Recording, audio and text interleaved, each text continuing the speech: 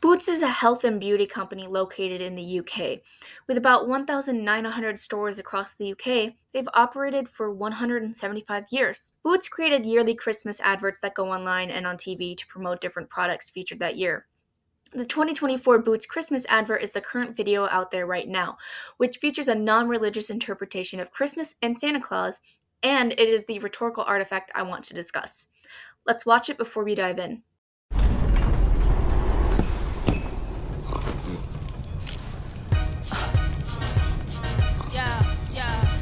They wanna know. Sugar plum, snowball, come in. Shall we?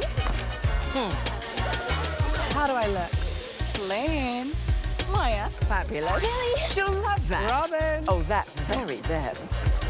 Next. Marvelous. Incoming. Good. This one's mine. We're out of bows! We are never out of bows. Last one. You thought it was all him?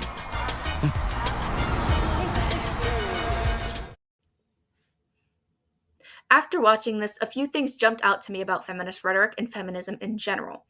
Let's examine these ideas and analyze what strategies of disruption companies use in advertisements to portray feminist ideals. The first clear strategy of disruptions used within Boots' advert is reframing. Boots does this in several ways. First, in the traditional sense by resourcement, they take inspiration from a different source or origin and disrupt the original frame surrounding Santa Claus and Christmas. The second way is by changing the spelling of certain words or visual shapes. So let's look at reframing using resourcement. The first step is disengaging, or walking away, from the original frame. In this video, it takes on a literal meaning. We see Mrs. Claus look at Santa Claus, then walk away towards her workshop and elves. In this active sense of walking away, Mrs. Claus is stepping back from the traditional concept of Santa Claus, which includes a powerful, often mystical man who delivers millions of gifts in one night. In the original frame, Mrs. Claus is a side character. According to the Granite Bell Christmas Farm's History of Mrs. Claus, she is not a prominent figure in the idea of Santa Claus, and the role she takes is baking cookies, lending a minor helping hand, or tending to the reindeer. In the advert, Mrs. Claus is walking away from an unmentioned, male-reliant life towards a life where she is an independent and fleshed-out person. The second step of resourcement is to respond with a new frame or perspective. In the advert, the new frame is Christmas as experienced by Mrs. Claus, an independent working woman. The advert is responding to the traditional idea of Mrs. Claus and contending that she deserves to exist. Boots proudly displays the message, "We deserve to exist and deserve to be recognized for our work outside of the credit and attention you, a male, receive." It's her world. It's her experience, her opinions, her memories. It is no longer about him. It allows us to step into this long existing concept and experience it as a female, a wife, and potentially even a mother. Something which is not done very often in media. It shatters the existent dominant ideology and embodies one of the significant goals of feminism, a society where women can live a full and self-determined life. And Mrs. Claus is doing just that.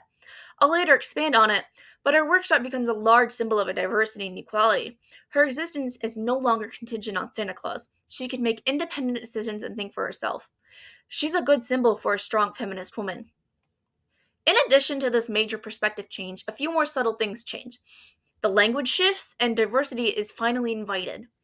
The language shift pulls into the second type of reframing, changing the spelling of a word. A pronounced example of this is Mrs. Claus's workshop. While it still functions as a place to create, package, and load the gifts into the sleigh, it entirely ties in a new meaning. But how does the spelling of word do that? Despite only being a letter different from the original spelling, it pulls in a long historical and cultural significance of the queer and female community. According to Nomo magazine, the word work means executing and performing at one's greatest ability no matter the situation. Going to work is a mentality or a state of being where you must exhibit your confident traits, and almost everybody has them.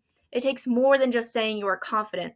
It is about showing that you can go beyond your comfort zone and market yourself as an extraordinary person with exceeding personality. Being confident, extraordinary, and performing at one's top ability isn't usually associated with Christmas. So it begs the question, what does this have to do with Christmas? Why do these things matter? Well, the likely answer is that Boots was trying to be more relatable to the queer community, but by changing the spelling of workshop, it actually allows drag queens and gender non-conforming people into the concept of Christmas. It detonates that their culture and history are integral and valuable. Similar to how Mrs. Claus gains independence and embodies a feminist goal, so does this invitation of queer culture. They are allowed to exist equally within the workshop and are not seen different as because of their identities. This replicates the feminist ideal that there cannot be equality between men and women unless all other minority identities are respected too. In another feminist way, the LGBTQ community is gaining an equal opportunity for self expression and a place in which they can exist freely. They are empowered by exhibiting their confidence, showing themselves as extraordinary people, and performing at their greatest no matter what. They are valued for these traits in the workshop and have become an important part to the success of Christmas. It can be assumed that Christmas functions as a stand in for the greater society. So Boots is showing a society where equality exists in every aspect of the world. But because Boots flipped the lack of representation on its head in the advert and created a safe space for self expression of gender identity, certain groups who have been historically overrepresented took an issue with it. Since the whole point of reframing is to disrupt the long held concept of a white male Santa Claus / Christmas, it causes a feeling of unrest and even anger in those who ascribe to the dominant ideology. They might feel threatened and attacked when their concept of right and wrong are shaken up. In this case, the people getting riled up are white men. This comment was taken directly from the YouTube advert, and as you can see, they're having an issue with not being represented in the 1 minute advert. Firstly, Santa Claus is actually in the advert and is shown twice. He also takes an important role of delivering gifts, showing that he is still essential and not replaced or rendered moot because of the presence of Mrs. Claus. She does not encroach on his duties or subtract anything from anything he does. It could be said that they actually function as an equal relationship in which they have different tasks of their own that work towards a mutual goal. She's his wife. Furthermore, almost every other Christmas advert featuring Santa Claus features a white man. These people see that there isn't a space for them in the Boots advert, but the fact is, that's not true. They would be allowed into the workshop if they embodied the values of the elves and Mrs. Claus: inclusivity, diversity, and understanding. We also do not know the sexuality of every elf in the advert. It is possible that the ones shown on screen are a straight white male who's expressing his identity in a unique way. Regardless, a straight white male would have a place in the workshop, but the presence of other people who do not fit the mold is immediately perceived as a threat to this commentator and many others' right to exist. Except, this advert isn't trying to take away spaces from straight white men, but rather create a new space that welcomes others. As feminists across the world attempt to do so, Boots wants to remove the competition and dehumanization of minority groups and replace it with feelings of mutuality and camaraderie. Boots is showing the type of reality they want. They're embodying it full-heartedly and unabashedly. As Boots shows, there's no need to subtract from other groups in order to gain for yourself. The concept of portraying a desired reality leads me to the second stage of disruption. Enactment is acting out or embodying an interpretation of a situation displaying a desired reality. It is a mixture of portraying changes as if they have already happened and becoming a living example of those changes. It also involves embodying a point about the new reality. So in this scenario, women and other deserves credits and acknowledgement for their work outside of what men do. So how does Boots portray the changes they wish to see? What even are the changes that Boots wants to see?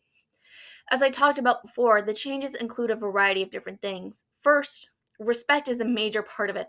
Boots wants a world in which every person is respected and celebrated, regardless of race, gender, or sexuality. Additionally, as Mrs. Claus is the main character, they hope to see females live a self-fulfilled life and are recognized for their efforts and work. Boots also envisions a reality where diversity of all kinds is commonplace and no one feels the need to hide their true self. I've already touched on these points a little bit, but I'm going to go into more detail about each of them. A place where every person is respected and celebrated is obviously the workshop. We already know that the workshop has people of all races, genders, sexualities, and identities, and it's important to note the workshop existed automatically. Mrs. Claus and the elves did not have to fight her husband to exist and have the workshop. It was automatically given to them where diversity and inclusivity is respected, and that's a major part of embodying. Embodying relies that you assume the role of the changes you want, not portray the fight to get there. And Boots does this perfectly. They're full heartedly embodying the desired reality about safe spaces given existing freely. It's a peak place in which self expression is accepted, promoted, and encouraged. This is what feminists want when they lobby for equal access to self expression. The second point, where women live a self fulfilled life outside of a man, goes all the way back to the beginning where Boots refined Christmas to Mrs. Claus's point of view. Boots gave her responsibilities, a job, workers who genuinely like her, and gave her credit for what she did. At the same time, Boots did not discredit Santa. Santa still remains in his position as the mythical gift giver. He still takes the sleigh and reindeers out as he does in almost every retelling. Boots portrays the change that women can and should be unique individuals who do things without having to, and it doesn't have to take away from men. It is not in reality which women take just so that they can exist. They create something new, and men still are allowed to exist freely and equally. Continuing with the idea of spaces where men can exist, this advert and the workshop specifically portray a place where all genders are accepted. We see masc, femme, and gender nonconforming elves that coexist with everyone else with no problem. There is no issue respecting pronouns or identities, as seen when Mrs. Claus says, "That's so them." This is because the base level understanding is that everyone deserves pronouns and the ability to express who they are. A cisgendered man who uses he, him pronouns would have no issues with his identity being challenged. Even though many elves do seem to be LGBT or queer in some way, that does not automatically mean that every elf has to be. A man can exist here, and men do. So do women, non binary people, and trans people. Boots believes that at some time in the future, everyone will be able to be their real selves. Going back to that commentator who said they didn't see themselves represented as a white male, I want to talk about the racial diversity here. Boots shows a place where race is a non issue. No one has any issues with the black woman in an authority figure. There is no hint of segregation or favoritism based on skin tone, unlike the reality today in which people of color fight every day of their lives to be treated the same as white people in America. There is a wide range of different races portrayed in the video, including, but not limited to, Asian, black, and white people. There's also representation of interracial marriages, where Santa is a white man married to a black woman. This desired reality of it, racial equality forces the audience to think about why it's not real. This advert might make you subconsciously wonder why racism is still impacting millions of people today and is still such a large issue when it obviously doesn't seem to be that way in the advert. So let's take a look at some of the comments and reactions to the YouTube advert. Here we see different individuals expressing their agreement or joy representation in the advert. While many people hated this advert, there were still many more voices talking about what a good thing Boots had portrayed. While we still have a long way to go with equality and diversity, it isn't impossible to imagine a world similar to what Boots showed. Underneath all the magic and fantasy, Boots ultimately portrays the basis of feminist ideals, using reframing and enacting to show a better, brighter version of the world we live in. Boots saw and became the reality they wanted, and showed us a different way of looking at an old holiday tradition.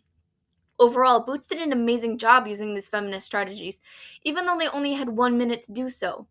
Boots represented the feminist ideals, which are the backing of the fight in gender equality across the world. They showed us that it's possible to live in a world where peace, equality, and respect can be given to anyone, regardless of who they are.